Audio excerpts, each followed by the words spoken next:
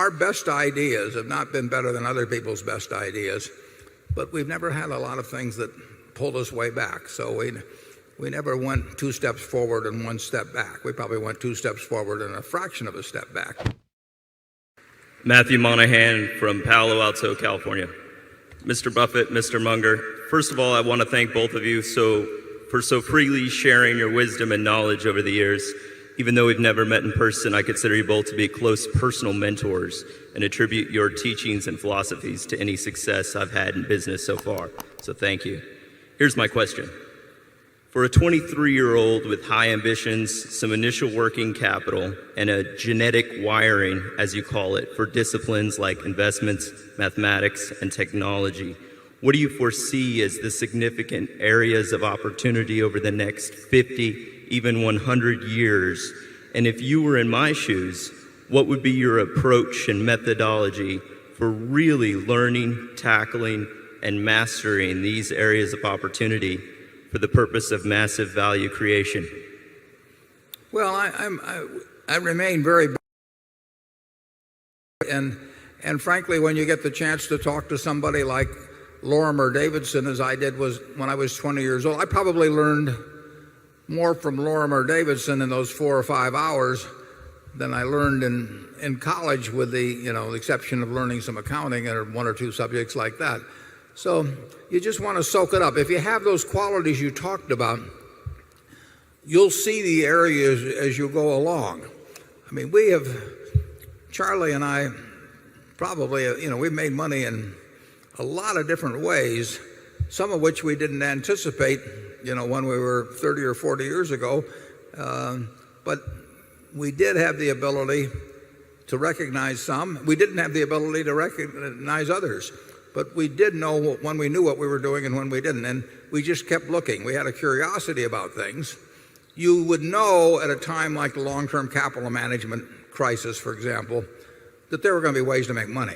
I mean, they were going to be out there, and all you had to do was just read and think 8 or 10 hours a day, and you were going to cover a lot of possibilities, probably a very high percentage of them good and some of them sensational.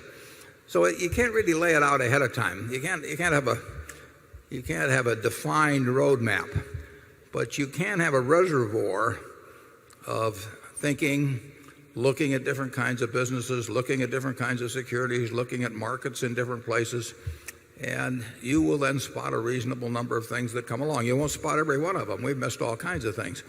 But the biggest thing, too, is to have something in the way you're programmed so that you don't ever do anything where you can lose a lot. I mean, our best ideas have not been better than other people's best ideas, but we've never had a lot of things that pulled us way back. So we never went 2 steps forward and 1 step back. We probably went 2 steps forward and a fraction of a step back. But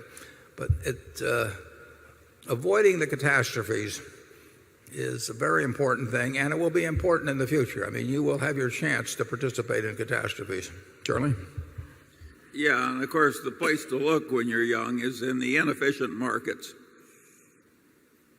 You shouldn't be trying to guess whether one drug company has a better drug pipeline than another. You want to go, when you're young, someplace that's very inefficient.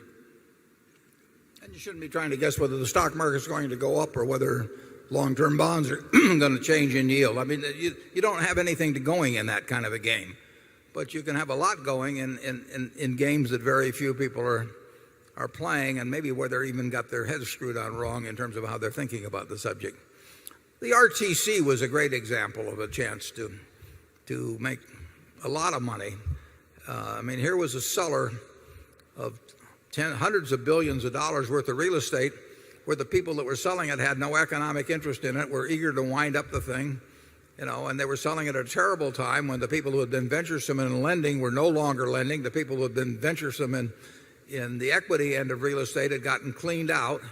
So you had a great background of environment, and then you had an imbalance of intensity in terms of analyzing situations between the seller, which was the government, with a bunch of people who had no economic interest in it and were probably eager to wind up the job, and buyers on the other side who were of the generally cautious type because the more venturesome type had taken themselves out of action. So, and there were huge amounts of property. So you get these opportunities and you'll get more. I mean, there won't be any scarcity of opportunities in your life, although there will be days when you feel that way.